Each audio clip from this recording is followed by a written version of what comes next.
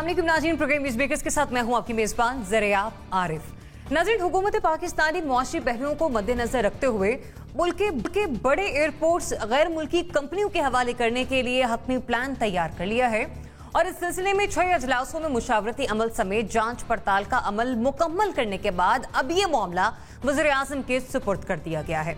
ताहम इस मामले की मजीद डिटेल्स प्रोग्राम में आगे चलकर हम आपके साथ डिस्कस करेंगे, बल्कि ये सवाल भी रखेंगे कि जो ये हुकूमत करने जा रही है, क्या हमारे पैनलिस्ट हुकूमत के इस फैसले में उसके साथ हैं या फिर मुखालिफ। दूसरा ये कि अलार्मिंग न्यूज आपके लिए भी, हमारे लिए भी और अवाम के लिए भी कि पाकिस्तान के 2 साल के दौरान लिए गए हुकूमती कर्जे 11.4 खरब रुपए से बढ़ गए हैं, जो कि साबका हुकूमत के लिए गए 5 साल दौरे हुकूमत से भी ज्यादा बताए जा रहे हैं।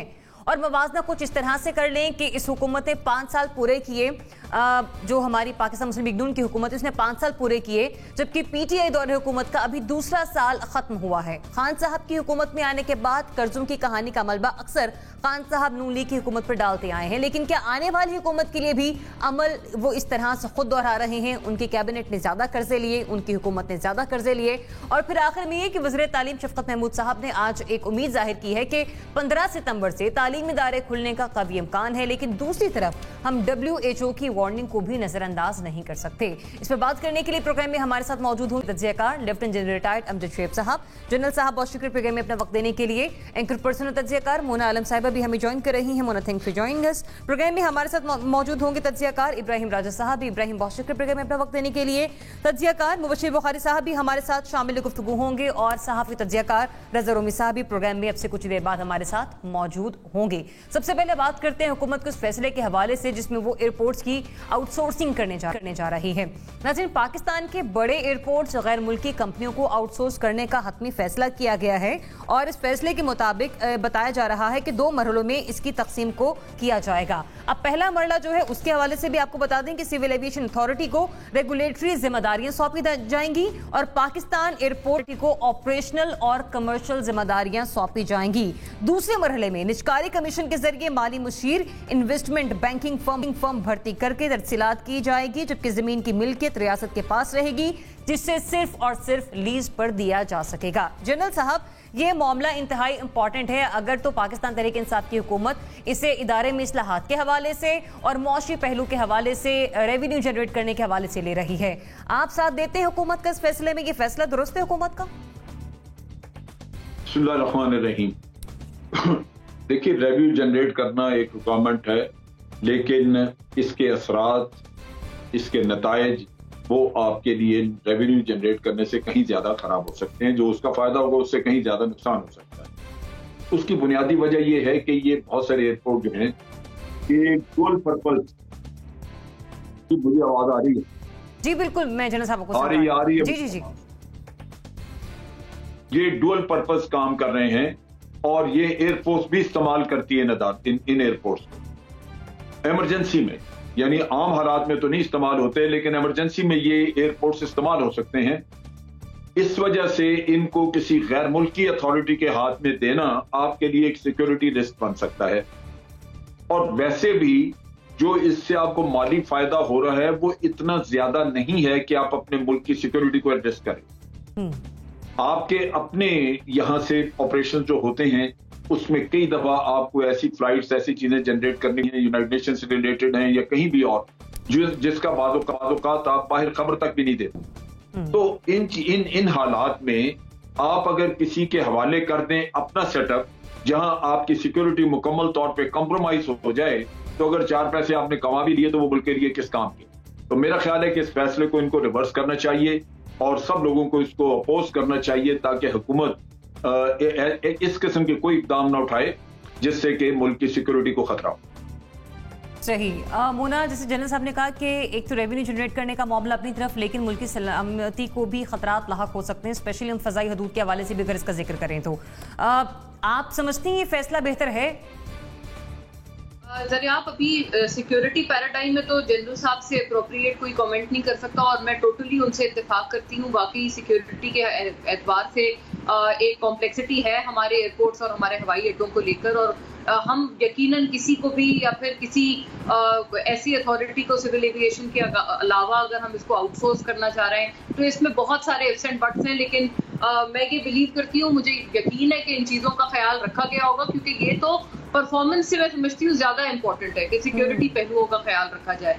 लेकिन जहाँ तक परफॉर्मेंस का ताल्लुक है, सिविल एविएशन बतौर इदारा डीजी यहाँ पर नहीं है। जो एविएशन के सेक्रेटरी हैं वो कोई इजाफी चार्ज के जरिए ये वाली जो जिम्मेदारियां हैं वो निभा रहे हैं। यहाँ मुझे नहीं पता कि ये क्या वजूह है, इसकी क्या वजूहात हैं जिसकी वजह से कोई परमानेंट कोई डीजी यहाँ पर अभी इस वक्त तक मौजूद नहीं है।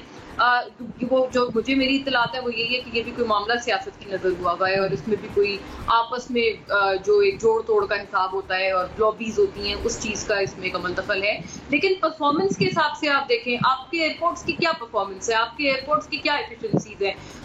ये जो इस्लामाबाद एयरपोर्ट पे अभी जो न्यू इस्लामाबाद एयरपोर्ट बना है, वो जो जिस तरह से वो सीलिंग गिर रही है और जो वहाँ हाल हो रहा है, मतलब this is an international airport और I am sorry, this is embarrassing, शर्मनाक बात है ये कि आपके मुल्क के कैपिटल के एयरपोर्ट का ये हाल है। आप उस वक्त वहाँ उधर जो ASF के लोग मौजूद हैं, एयरपोर्ट सिक्योरिटी, उनके आप रवैया देख लें, किस तरह से वो बात करते हैं, कोई प्रोफेशनलिज्म नहीं है। लंबी लंबी कतारें हैं, लोगों को हैंडल नहीं किया जा रहा।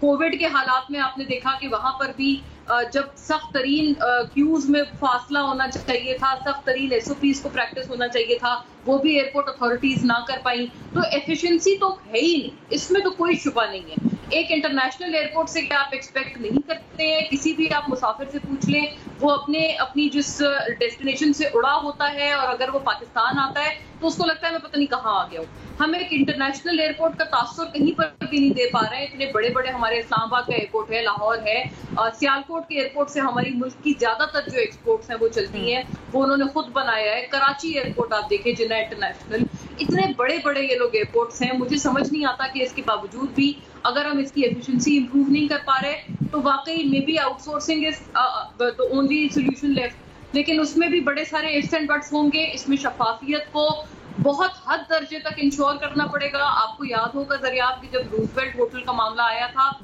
उसके ऊपर भी जो गुलाम सरवर खान साहब थे, उनका एक मौक़िफ़ था और उनको लग रहा था कि उनकी डोमेन में मदाखलत की जा रही है।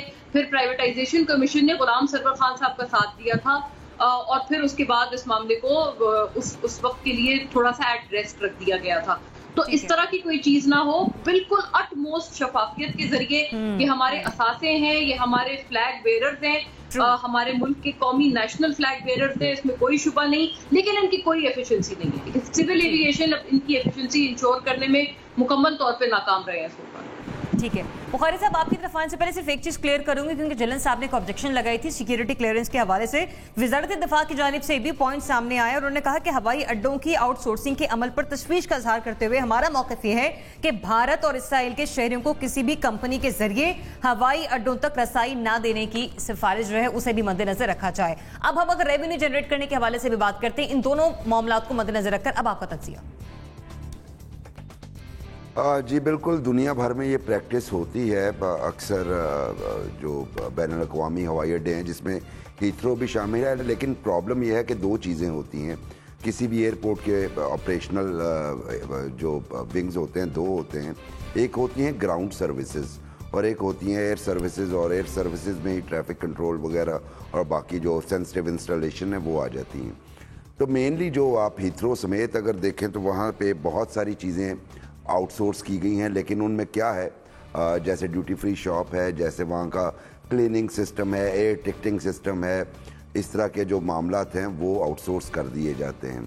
और बड़ी मशहूर एक कंपनी है, गालिबन मैंजी उसका नाम है, कोई 40 कंट्रीज़ के एयरपोर्ट्स में वो काम कर रही है इस तरह के, लेकिन उनका रोल बस इतना ही है। मेरा यहाँ पे ज़ाती ख्याल बिल्कुल जनरल साहब से मिलता है, चूँकि हमारे तमाम एयरपोर्ट्स की नेचर जो है वो बड़ी ही सेंसिटिव है। ऑलरेडी अगर आप लाहौर एयरपोर्ट की बात करें तो आउटसोर्स तो इन्होंने किया हुआ है, मसलन फूड जो है वो आउटसोर्स किया हुआ है, PIA ने कैटरिंग आउटसोर्स की हुई है, बाकी इसी तरह ही बाकी एयरलाइंस जो आती हैं उनको भी उनकी कैटरिंग भी आउटसोर्स है, अंदर जितनी शॉप्स हैं आउटसोर्स की हुई हैं, लेकिन वो पाकिस्तानी हैं। एक सवाल तो मेरे जहन में ये पैदा होता है कि सबसे पहले ये हम गैर मुल्की कंपनीज़ को ही क्यों आउटसोर्स करना चाह रहे हैं। अगर आपने आउटसोर्स करना है लोकल को कर दीजिए ताकि यहाँ की कंपनीज़ का कुछ भला हो जाए। दूसरा, चूँकि लाहौर एयरपोर्ट बिल्कुल पाक इंडिया बॉर्डर के करीब वाक़या है और यकीनी तौर पे ऐसा तो नहीं होगा कि कंट्रोल टावर को भी ये आउटसोर्स कर देंगे, लेकिन अगेन एक्सेस टू इंफॉर्मेशन जो है वो हो सकती है ऐसी सूरत में किसी भी एयरपोर्ट पे। तो हमारी जितने भी बड़े एयरपोर्ट हैं वो इंतहाई, चूँकि हमारे हालात भी इस तरह दोनों बॉर्डर्स पे इस तरह के रहते हैं, हमें इमरजेंसी फ़्लाइट्स लेना पड़ती हैं, हमारे वॉर प्लेन्स जो हैं वो फ़्लाइट्स लेते हैं। तो ऐसी सूरत हाल में मेरा ख्याल है कि ये इस पे रिव्यू नज़रसानी करनी पड़ेगी। देखिए यहाँ पे एक NGO काम कर रही हो तो हम सेंसिटिव हो जाते हैं, उस पे हम एम्बार्गो लगाने की कोशिश करते हैं जनाब अली कि नेशनल सिक्योरिटी को थ्रेट कर रही है, लेकिन दूसरी तरफ इस तरह के डिसीजन आपके अपने ही नैरेटिव के अगेंस्ट जा रहे हैं।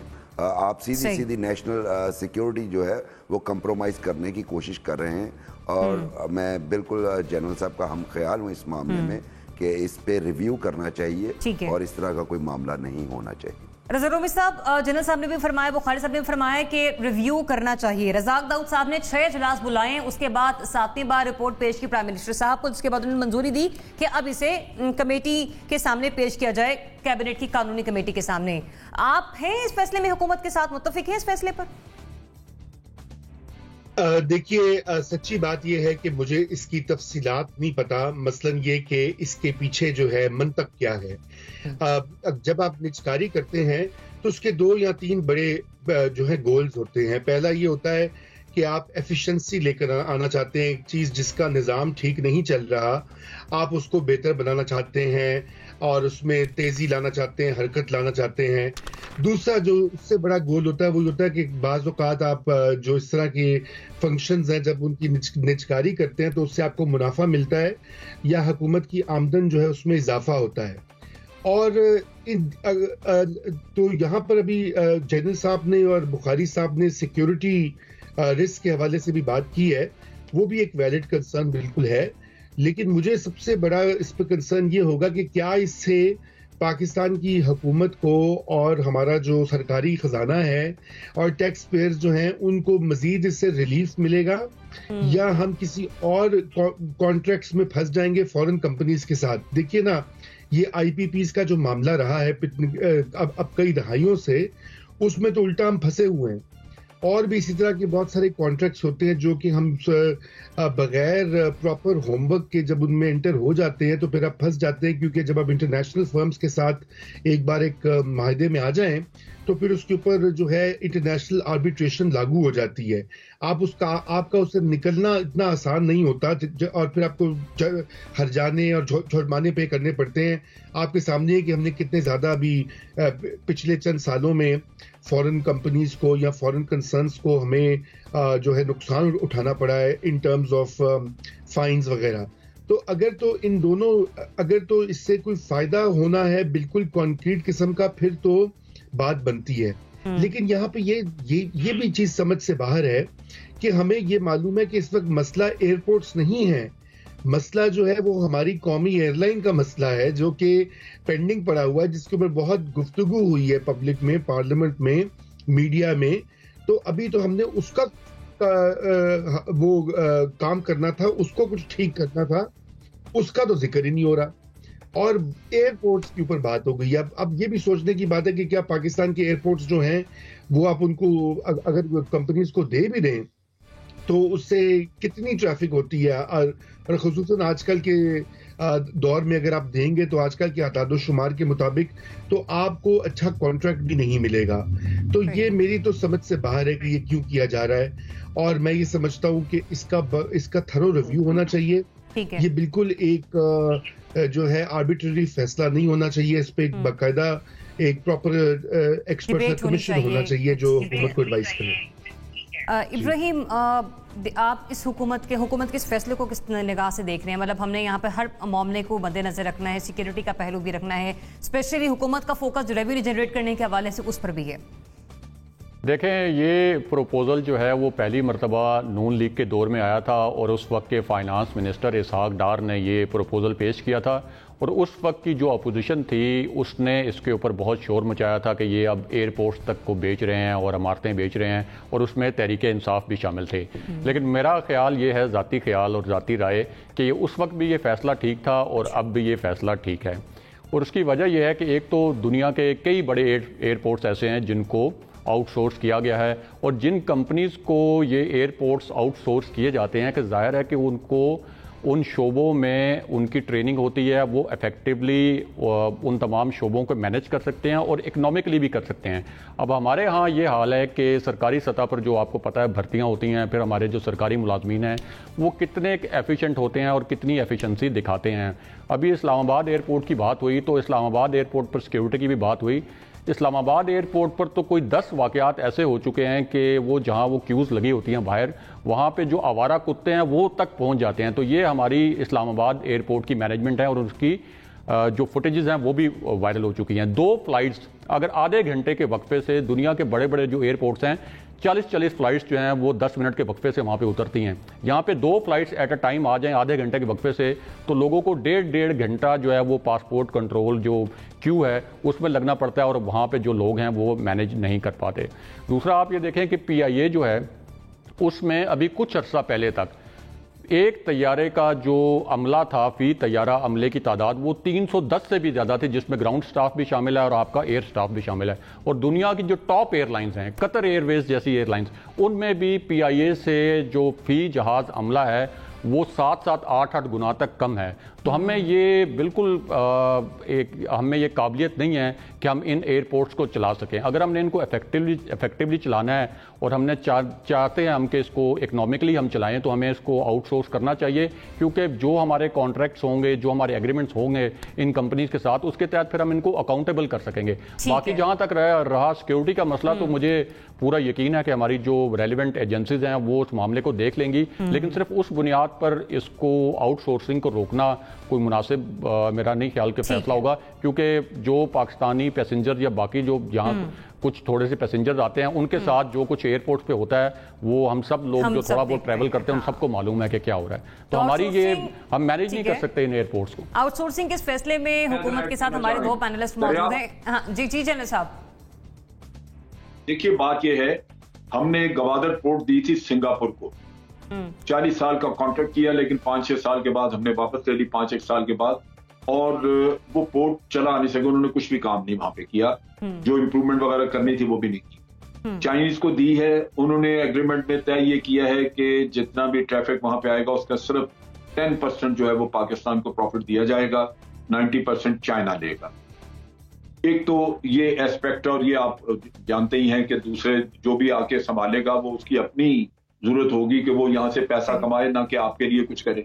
तो एक तो ये इशू आ जाता है। फिर जब आप बिल्डिंग करते हैं उसमें हमारे माहौल में बड़ा मसला है कि फिर उसमें करप्शन किसी फेवरेट को दे दिया कोई और, वो शोर शराबा भी आप भुगतेंगे।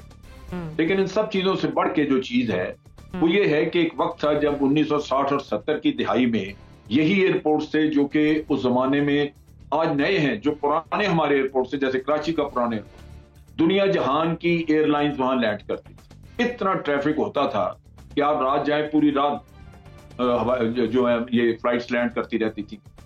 आखिर ये लोग संभालते थे। अगर वक्त के साथ साथ अदारे पॉलिटिसाइज हुए, आपने निकम्मे लोग वहां डाल दिए या आपने उनको कॉस्ट इफेक्टिव नहीं रहने दिया ओवर स्टाफिंग की वजह से या कोई, तो इस्लाहात करना जो है वो इंपॉर्टेंट है कि आप करें इस्लाहात और चीजों को दुरुस्त करें, बजाय इसके कि गले से उतार के दूसरों को पकड़ा दें। अगर आप इस्लाहात करेंगे तो मैं ये चाहूंगा कि पाकिस्तान जैसा मुल्क जो जहां पे टेक्नोलॉजी वगैरह समझने के लिए पढ़े लिखे लोग मौजूद हैं, वो दूसरे मुल्कों में जाके कॉन्ट्रैक्ट लेंगे एयरपोर्ट्स के, ना कि आप यहां से हर चीज उठा के दूसरों को पकड़ाते जाए। आपका ठीक है, पार्शली प्राइवेटाइजेशन की तरफ जाना आप कह रहे हैं कि गलती होगी। बेहतर है कि हम रिफॉर्म्स की तरफ आएं, जैसे कि माजी में पाकिस्तान परफॉर्म करता रहा है अपने अदारों की बहाली और बेहतरी के हवाले से। लेकिन मोना आलम और इब्राहिम का तज्ज़िया यह है कि पहले भी PMLN की हुकूमत ने इस पर गौर फिक्र किया था, फैसला उस वक्त भी दुरुस्त था और अगर आज भी ले लिया जाता है तो ये भी हमारे हक में होगा। लेकिन अभी भी ये मामला काबीना में जाना है। लेट्स सी की तरफ से नजरसानी किस तरह से की जाती है, इस फैसले पर क्या रद्द अमल सामने आते। ब्रेक की तरफ जाते, ब्रेक से वापस आते तो बात करते PTI के 2 सालों में लिए गए कर्ज के हवाले से। Stay tuned.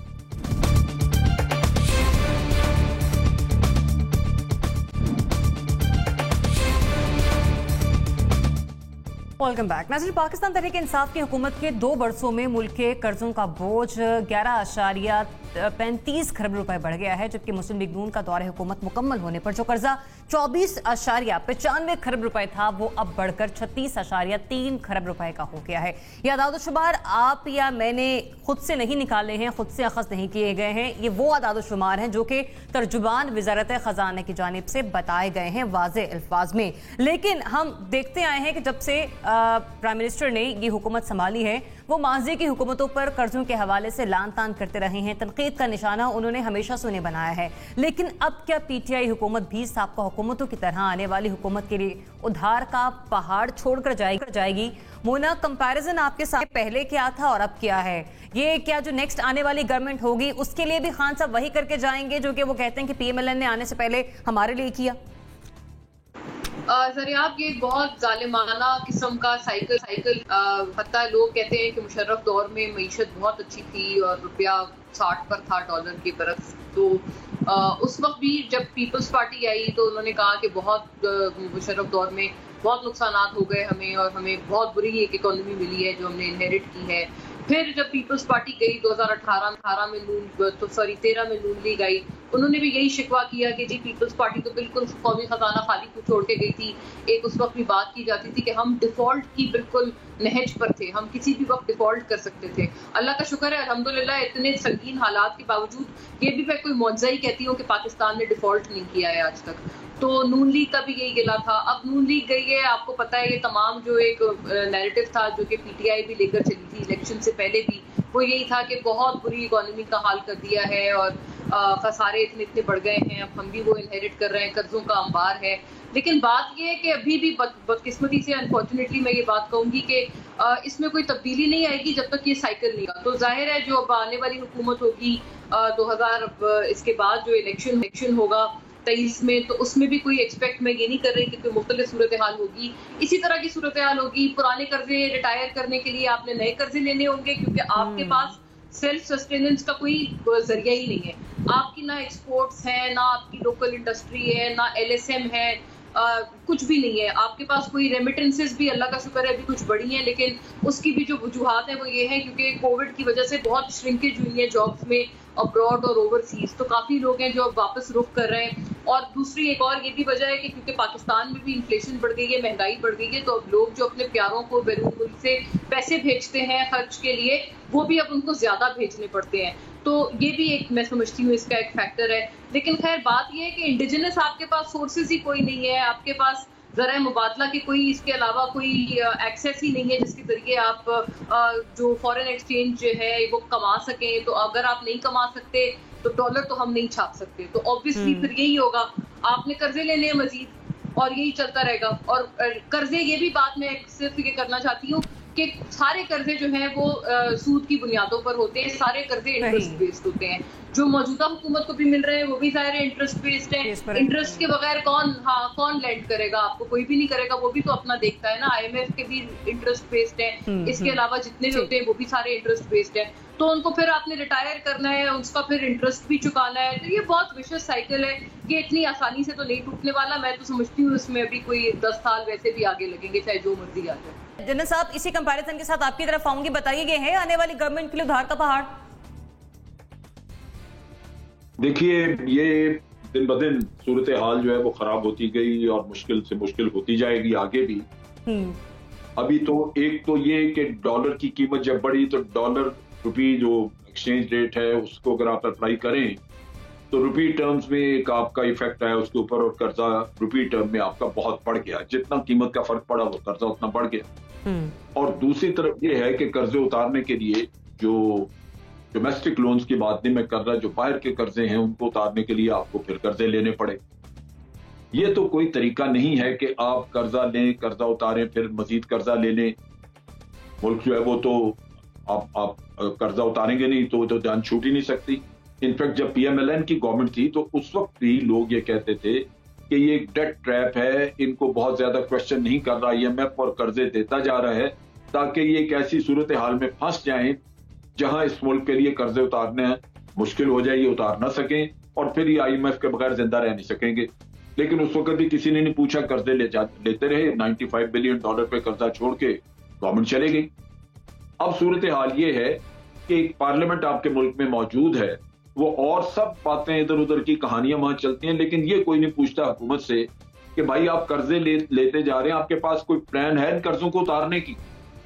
एक जब तक कोई बड़ी सॉलिड कॉम्प्रिहेंसिव प्लॉजिबल आपकी प्लान ना हो कर्जे उतारने की, तो आपको कर्जा लेना नहीं चाहिए।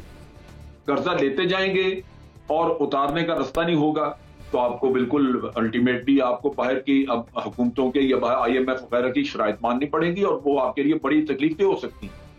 अब सूरत हाल ये है कि इसके कर्जे उतारने के दो ही तरीके हैं। एक तो आमदन बढ़े, आपकी रिमिटेंसेस आती हैं वो ठीक है, लेकिन उसमें यही है कि उसमें कम ज्यादा होती रहती, लेकिन आपको अल्टीमेटली अपने एक्सपोर्ट बढ़ानी थी, आमदन बढ़ती।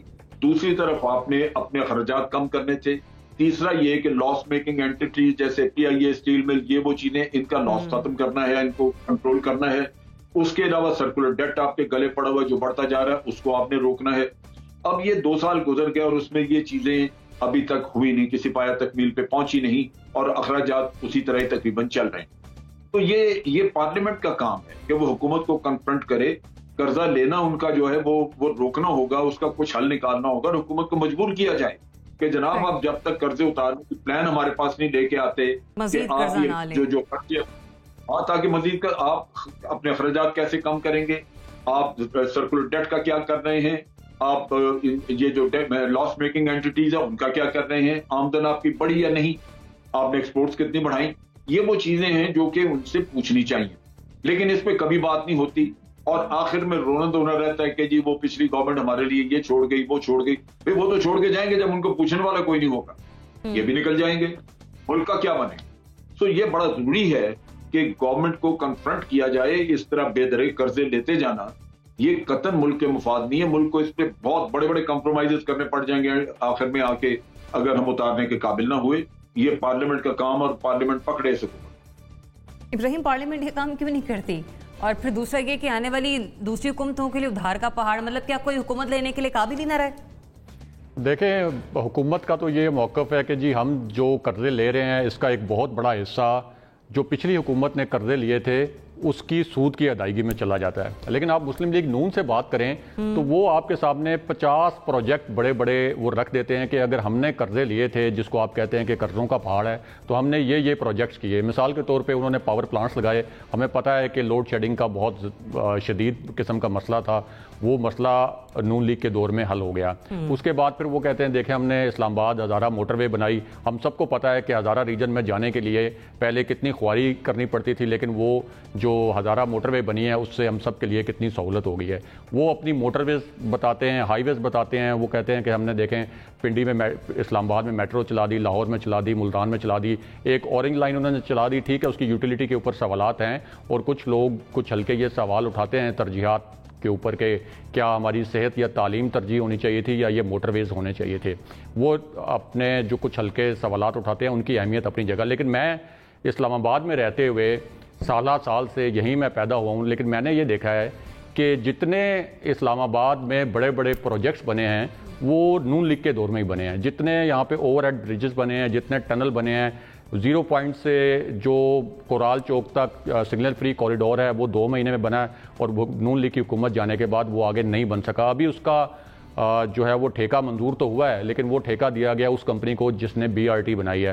तो उसका पस मंज़र देखते हुए बड़ा खौफ आता है कि वो उससे आगे रवात तक वो सिग्नल फ्री कॉरिडोर जो है वो कहाँ जाएगा। फिर हमें पता है कि कश्मीर हाईवे जो है वो कैसे बनी और जो मोटरवे जो हमारी मेट्रो बस थी वो हमारी मोटरवे तक चली गई थी, उसके ऊपर तकरीबन तमाम काम हो चुका था, लेकिन वो अब काम रुका हुआ है। तो असल चीज़ ये है कर्जे जो हैं वो अमेरिका के भी बहुत ज़्यादा हैं, कई यूरोपियन मुल्क हैं उनके भी बहुत ज़्यादा हैं।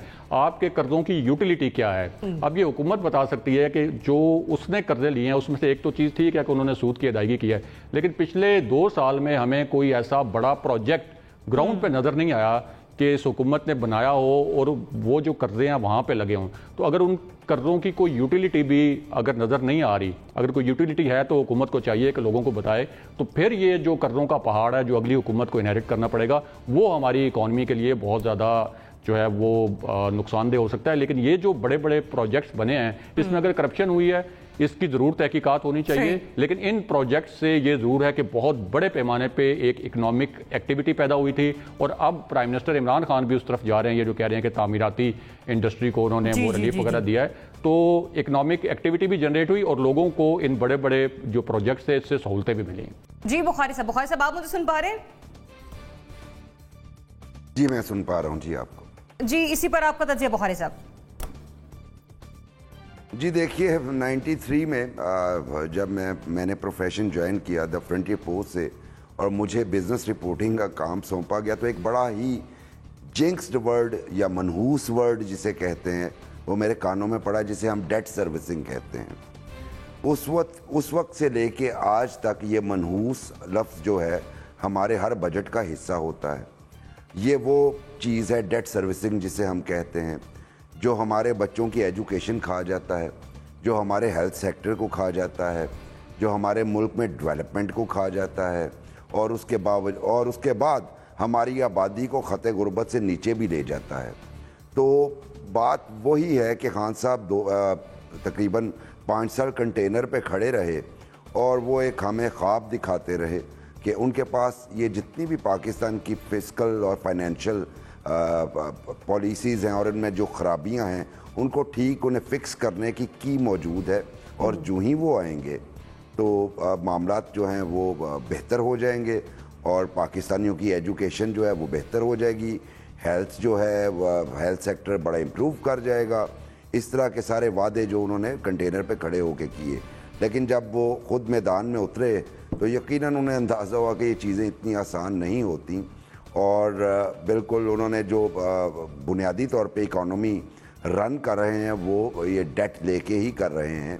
बिल्कुल ठीक बातें हैं दोस्तों की कि हमेशा जब भी कोई गवर्नमेंट या कोई भी इकनॉमिक एक्सपर्ट जो है कर्ज़ा लेने की बात करता है, फॉर एग्ज़ाम्पल एक छोटी सी उसकी एग्ज़ाम्पल ये है, मैं अगर कोई बिज़नेस चलाता हूँ, मैं बैंक से कर्ज़ा लेता हूँ तो मेरे पास एक प्लान होता है, मैंने ये बिज़नेस करना है और मैं इस तरीके से वापस करूँगा।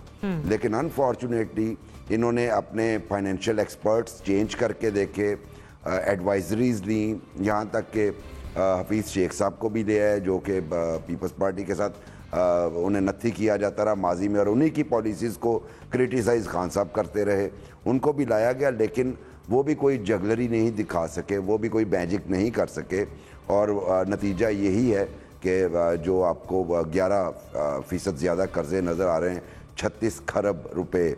और अभी इब्राहिम ने पॉइंट आउट किया कि ये कंस्ट्रक्शन इंडस्ट्री में हैवी इन्वेस्टमेंट हो रही है। मेरे जहन में सवाल पैदा हो रहा था, ये लाहौर में एक प्रोजेक्ट शुरू कर रहे हैं जिसकी मालियत 50 खरब रुपया है, यानी 5000 अरब रुपया। तो जब वो प्रोजेक्ट शुरू करेंगे उसमें क्या इन्वेस्टर आएंगे या वो लोन लेंगे? अगर लोन लेंगे तो ये रकम जो आप अभी मेंशन कर रही हैं ज़रियाब, ये तो डबल ट्रिपल हो जाएगी और वो कैसे उतारेंगे ये बिल्कुल ये मेरी समझ से तो कम से कम बालातर है। और यकीनन आप किसी भी हुकूमती फर्द को यहाँ पे ले हैं उसके पास भी कोई जवाब नहीं होगा इस चीज़ का, और ये पहाड़ जो है ये मजीद बुलंदतर होगा। अगली आने वाली हुकूमत जिसकी भी हो वो एक बाकायदा माउंट एवरेस्ट देख रहा होगा। रज़ा रोमी साहब, सवाल आपके लिए रिपीट कर रही हूँ कि पाकिस्तान का कर्जा 24.95 खरब रुपए से बढ़कर 36.3 खरब रुपए का हो गया। सवाल ये है कि साबका हुकूमतों की तरह क्या पीटीआई हुकूमत भी आने वाली हुकूमत के लिए उधार का पहाड़ छोड़कर जाएगी? जी बिल्कुल, उधार का पहाड़ तो ऑलरेडी उन्होंने बना दिया और उसकी तामीर भी कर दी है, लेकिन ये मामला अगली हुकूमत का नहीं है, ये मामला आपका है, मेरा है, हमारे पाकिस्तान के 22 करोड़ अवाम का है और हमारे जो आगे आने वाली जनरेशन है उनका मसला है। तो प्रॉब्लम ये है कि यहाँ पर बेदरेक किस्म की स्पेंडिंग और एक्सपेंडिचर का एक रवैया है हमारी गवर्नमेंट के साथ, जो कोई भी गवर्नमेंट हो, मैं उसमें बाकी जो माजी की गवर्नमेंट्स रही हैं वो भी यही करती रही हैं। सिर्फ ये कि पीटीआई का ने ना तो उसके ना सिर्फ ये कि उसके जो कर्जों की वॉल्यूम है वो ज्यादा है, बल्कि ये उनके अपने किए गए कई वादों और कई बयानात और तकरीरों और जो सुहाने और सब्ज़ ख्वाब पाकिस्तानियों को दिखाए गए थे उसकी नफी है। तो ये सबसे अफसोसनाक बात तो ये है। रही बात दूसरी के ये जो कर्जों का मामला है, वो उसमें एक और प्रॉब्लम ये है कि आप देखिए कि पिछले 2 साल से, गर्चे के इसमें कोई शक नहीं है कि हुकूमत को पैसे चाहिए कारोबार रियासत चलाने के लिए, लेकिन आप देखें कि इनकी क्या हिकमत अमली रही है, किसी किस्म की कोई out of the box thinking रही है। हमारी जो मईशत के मैनेजर्स हैं या प्लानर्स हैं, बिल्कुल भी नहीं। वही रवायती पॉलिसीज हैं, वही बाबूगिरी चलती है फाइनेंस मिनिस्ट्री में, और वही पुराने घिसे पिटे फॉर्मूले, यहाँ से एक अरब यहाँ से मांग लो, ताकि 1 अरब सऊदीज को देना है तो चीन से मांग के दे दो।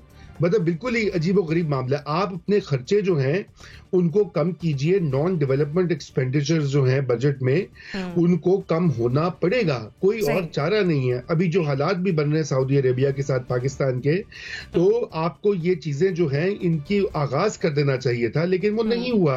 और इसी तरह जो पब्लिक सेक्टर कॉर्पोरेशंस हैं, जिनकी हम पहले सेगमेंट में एयरपोर्ट्स की बात कर रहे थे, स्टील मिल होगी, पीआईए होगी, रेलवे होगी और दीगर होगी, उनके ऊपर भी कोई खातिर ख्वाह किसी किस्म की कोई तब्दीली नहीं लाई गई।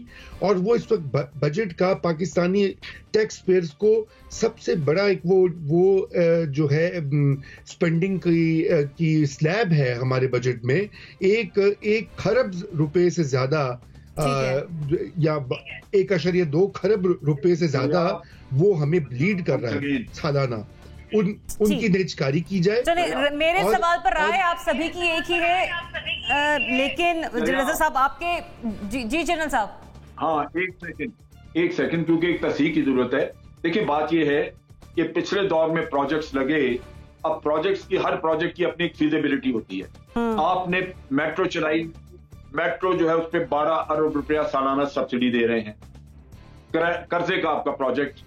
अब बसें टूटेंगी, पुरानी होंगी, नई भी लानी होगी, वो कहां से आएंगी, फिर आप उसको कर्जे मजीद लेंगे। आपने बिजली के प्लांट लगाए, महंगे एग्रीमेंट्स किए चाइनीज के साथ, आज आईपीपीज आपके लिए दुख बनी हुई हैं और आप रिवाइज करने के चक्कर में उनके साथ उनकी समाजत की जा रही है।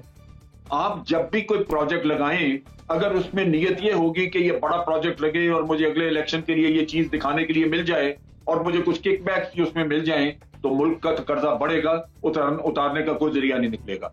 असल दुख ये है कि हर प्रोजेक्ट जो है उसकी पहले फाइनेंशियल फीजिबिलिटी वर्कआउट होनी चाहिए, ताकि वो प्रोजेक्ट अपना कर्जा खुद उतार सके। अगर आप वो नहीं लगा सकते, कर सकते, तो आप क्यों लगाते हैं ऐसे प्रोजेक्ट? चले राय आप सभी की एक है, जैसे कि मैंने पहले भी कहा, एक छोटा सा पॉइंट कि ये जो बड़े बड़े प्रोजेक्ट्स में इनमें अगर कोई मुबैना करप्शन हुई है, उनकी तहकीकात तो जरूर होनी चाहिए। लेकिन ये जो मेट्रो बसें बनी हैं इस्लामाबाद पिंडी की, मैं आपको बता दूं कि अगर आप इनको देखें, ये भरी हुई होती हैं लोगों की। इस्लामाबाद पिंडी में कोई ट्रांसपोर्ट का सिस्टम नहीं था और आम लोग यहाँ पे बैठते हैं और बड़े बाइज्जत तरीके से अपने डेस्टिनेशन पे पहुंच जाते हैं, जो पहले नहीं जा सकते। मुझे क्विकली ब्रेक की तरफ जाना है, ब्रेक की तरफ जाना है मुझे। नाज़रीन, स्टे ट्यून्ड।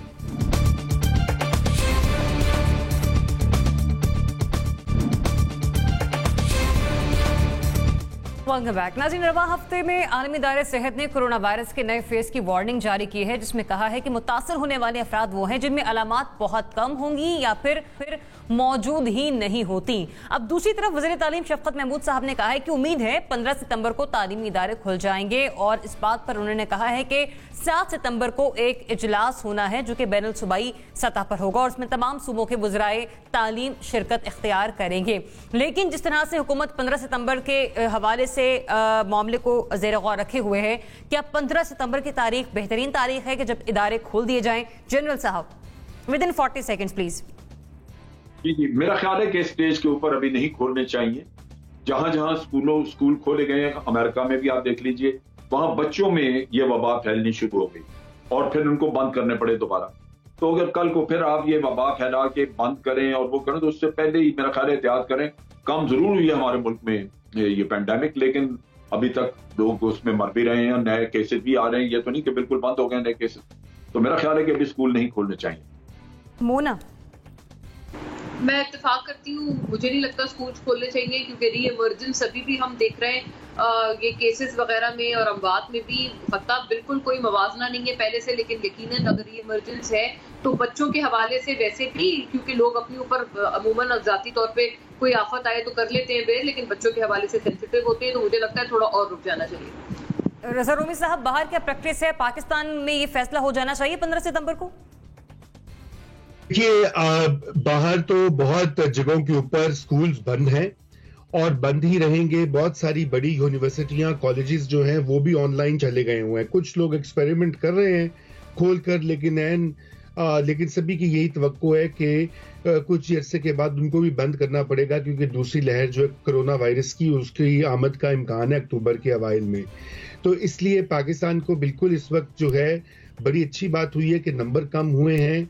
और ये मत भूलिए कि ये जो पाकिस्तान में कमी हुई है उसकी वजह यही थी कि पब्लिक प्रेशर और गवर्नमेंट ने जो इकदाम उठाए थे, सिनेमा हॉल्स को बंद करने के और गैदरिंग्स को बंद करने के, शादी हॉल्स को बंद करने के, स्कूलों को बंद करने के, तो उसका फायदा हुआ ना। उसका फायदा आज यही वजह है कि आप पहले स्टार्ट करते तो फायदा कुछ महीनों में जाके होता है। तो ये स्कूल मेरे ख्याल से बिल्कुल बंद रहने चाहिए फिलहाल, जब तक इसकी वैक्सीन या कोई इलाज नहीं निकलता, और जो कि इंशाल्लाह इस साल के आखिर तक या जनवरी तक आने का इम्कान है। We hope so. इब्राहिम, देखिए, कोरोना का ट्रेंड तो नीचे गया है, लेकिन हमें अभी भी इसको इजी नहीं लेना चाहिए। लेकिन दूसरी जानिब ये भी बात है कि हमारी जो ऑनलाइन एजुकेशन है और ऑनलाइन क्लासेस हैं वो बिल्कुल कोई इफेक्टिव नहीं है और उनका कोई स्टैंडर्ड नहीं है, और उससे जो बच्चे हैं उनकी तालीम का नुकसान तो हो रहा है। अब ये हतमी फैसला तो नहीं कर लेना चाहिए कि कुछ भी हो 15 सितंबर को हम तालीमी इदारे खोलेंगे। ये जो 7 सितंबर का होना है एक और इजलास, 2 हफ्ते उसमें है, तो उसको एक मरतबा फिर रिव्यू कर लेना चाहिए। और अगर कोई इदारे इन्होंने तालीमी खोलने भी हैं तो कॉलेज के लेवल पर, यूनिवर्सिटी के लेवल पर तो ये खोल दें। लेकिन ये ग्रेड 3-4 तक के जो बच्चे हैं, कम से कम उनको उनकी क्लासेस नहीं खुलनी चाहिए, क्योंकि उनको पता भी नहीं है कि उन्होंने कैसे SOPs के ऊपर अमल करना है या कैसे खुद को बचाना है। और इस वक्त भी जो हम सिर्फ ये कह रहे हैं तालीमी इदारों की, जितने रेस्टोरेंट्स खुले हैं, जितनी जगह आपकी खुली हैं, वहां पे किसी किस्म के SOPs के ऊपर अब अमल दरामद नहीं हो रहा। लोगों ने इसको बहुत ईजी ले लिया है। तो तालीमी इदारे जो हैं वो मुझे लगता है जो छोटे बच्चे हैं उनके लिए तो नहीं खुलने चाहिए, लेकिन जो कॉलेजेस, यूनिवर्सिटीज हैं, अगर ये अच्छी सूरत हाल रहती है बरकरार, तो 7 सितंबर को इसको रिव्यू करके वो खोले जा सकते हैं, क्योंकि ऑनलाइन एजुकेशन जो हमारे यहाँ है उसका कोई बिल्कुल स्टैंडर्ड नहीं है। बुखारी साहब जी, देखिए, डाउनवर्ड ट्रेंड जा रहा है, बड़ी उम्मीद अफजा बात है, और मेरा ख्याल है कि 15 तक सूरत हाल मजीद आपको क्लियर हो जाएगी। और जहाँ तक पंजाब के हवाले से मुझे अंदाज़ा है, पंजाब में बिल्कुल ये डिसीजन लिया गया है कि छोटे बच्चों के स्कूल्स नहीं खोले जाएंगे, अलबत्ता कॉलेजेस और यूनिवर्सिटीज़ को खोल देना चाहिए। उसकी भी अभी ये जो डेट है ये टेंटेटिव ही है, चूँकि हमारे सुनने में ये आ रहा है, चूँकि मैं एक यूनिवर्सिटी में पढ़ाता भी हूँ, ऑनलाइन क्लासेस शायद शुरू हो जाएं सितंबर के फर्स्ट वीक में या 15 को। उसके अलावा ये 28 सितंबर तक वेट करेंगे और उसके बाद फाइनल डिसीजन करेंगे। और अगर ट्रेंड यही रहता है और हम 0 पे चले जाते हैं, क्योंकि बहुत तेजी से कम हो रहे हैं केसेस, बड़ी अच्छी बात है। अगर हम 0 पे चले जाते हैं फिर इसे खोलना पड़ेगा, क्योंकि मुझे भी यही अंदाजा है कि ऑनलाइन एजुकेशन जो है पाकिस्तान में बेहतरी नहीं है। प्राइमरी और मिडिल तक के स्कूल्स खोले जाने चाहिए। एक बार फिर से रिव्यू करना होगा। इजाजत दीजिए, अल्लाह हाफिज।